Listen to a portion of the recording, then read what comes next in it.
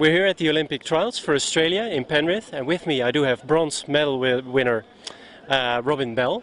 Robin, now you're here almost 4 years after your medal in Beijing. Does some of that feeling come back? Yeah, I mean, it's good to see. I mean, I've just come out this year for Olympic selection. I've missed probably all the other selection races in between. So, yeah, just come out and cheer the guys on and try and help out where I can. Yeah, it's good to watch and it's exciting, isn't it? When there's only one spot and, you know, it kind of adds to the level of excitement. So, and it makes selection a really good viewing. Yeah. Hey, yeah, at the course I've already seen you, helping out some people, giving them some advice. What do you tell them? How do you help people here, at an important race like this one? Yeah, I mean, it is pretty hard. Like, you can help out a little bit, but yeah, I mean, I've been keeping in contact with Kynan Maley at the Aussie C1, been helping out Mike Dawson, the Kiwi kayak, on Skype and a bit on the phone, and it's hard turning up to one event, and giving some advice. So I've kind of been chatting to those guys on the phone a little bit, and kind of if they've got some questions, I'm quite happy to answer them. But it's hard, difficult when you got a new life to get down here and be available for coaching and things. So yeah, no, it's good, and those guys are doing well. So yeah, it's good. Yeah. So if you look at today's races, what have you seen? Were there any surprises, or what struck you?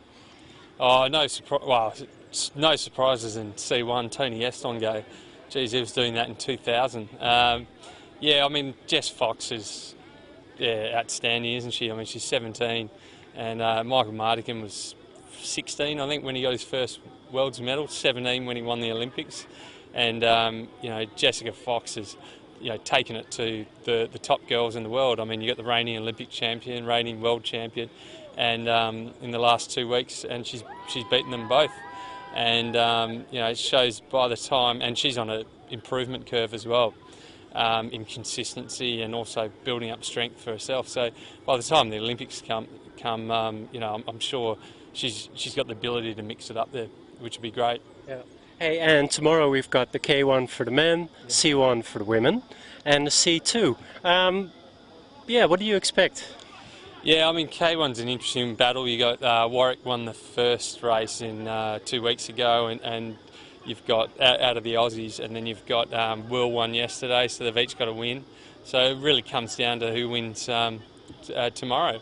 So the guys have got no excuses now. It comes down to first run in semi-finals, and you've got to at least try and make the final, because if someone else makes the final, you want to at least have another shot. So it's about making sure that one run in the semi-finals. It's solid and it's fast, and that's something that's really hard, because it's a pressure cooker Olympic selection, and then it doesn't get any easier when you go to the Olympics as well. Yeah. Hey, well, since you've been competing at the Olympic Games in Beijing, meanwhile, also had they introduced C1 for women. What do you think of that, and yeah, what do you see as a development?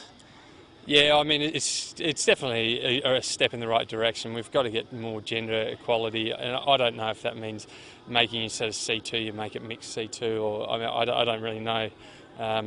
Probably a few Slovaks are screaming down, if they listen to this, screaming down the other end. But I don't really know. You've got to make it. How do you do that? You can't just throw more people in ladies kayak, because you need more medals for the girls. So C1 seems to be the natural answer, and it's going to be a few years before that class really builds up. And I mean, Jess Fox, she does some great stuff in C1, but that's the thing, is that they're so volatile. They do something great, and then there's a massive mistake, and then there's something great, and you can see that in the times. There's often 10 or 20 seconds between first and second and third, but the only thing is that's going to improve, and that's going to get tighter. So it might not be in London. I don't know if it's going to be in Rio, but you're looking at the next Olympics, and the next Olympics after that. Hopefully they've got a competitive class so it can get into the games. But at the moment, I suppose it's still got a fair way to go. Yeah. Yeah. Hey, and two last questions where we try to, use your experience as a successful Olympian for, as of tomorrow, we know who the Olympians will become for Australia. For those people, for those Australians, between now and the Olympic Games, just before the start, what would you advise them, looking back at your own career, and how should they approach, how should they prepare, etc.? Yeah, I mean, at the end of the day, the Olympics is it's such a different event compared to the World Champs. I mean, that's why there's only one can go, and that's why it's so exciting. I mean, how to prepare, you don't really have to do that much, like in different years. You know, you still, to go to the Worlds, everyone's still training hard and you know, they're putting their life on hold and things like that. It's the same for the Olympics, but the thing about the Olympics is that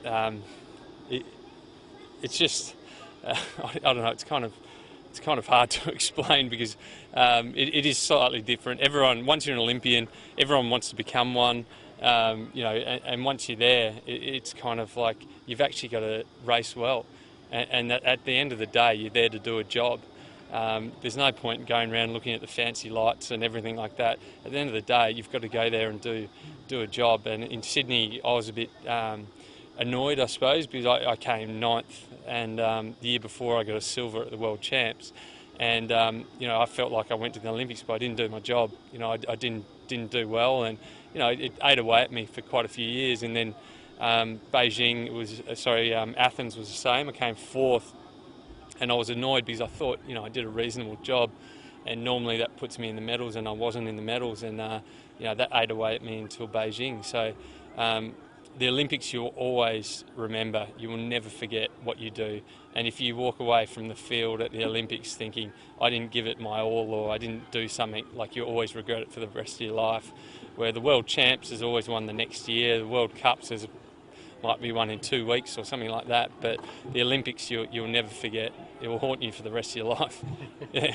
Hey, and the last question. I've been told once by someone that maybe one of the secrets or successful aspects might be to, hey, once you're at the Olympic Games and once you're racing there, to trying to keep it as normal as possible. Don't make it, once you're on the water, try to do your job, as you maybe already said, and don't make it too special for yourself as a kind of mental preparation.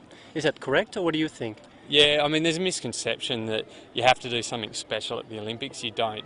The same race run that you know, Jessica Fox just did this morning here and won that race, she just needs to repeat that at the Olympics. She doesn't have to do any more.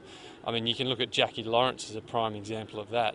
I mean, she probably paddled as well as she could, you know, in terms of potential.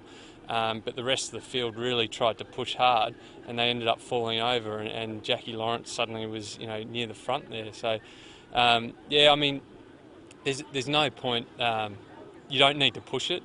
I mean, you ask Thomas Smith, who won in 2000, he won by 6 seconds, and you ask him, and he said, "Oh, look, I thought I had a pretty solid run, so I didn't do anything special."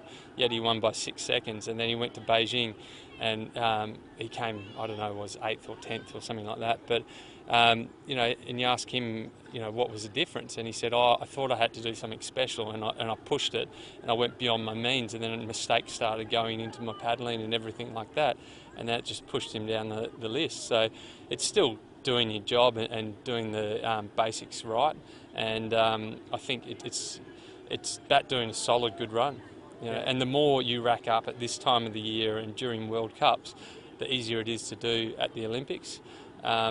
You know, so there is a bit of a history of doing that. However, you know, you could be like a Jackie Lawrence and do it at the games, and you know, that's the way it can be. But you know, when it comes down to it, you got to perform.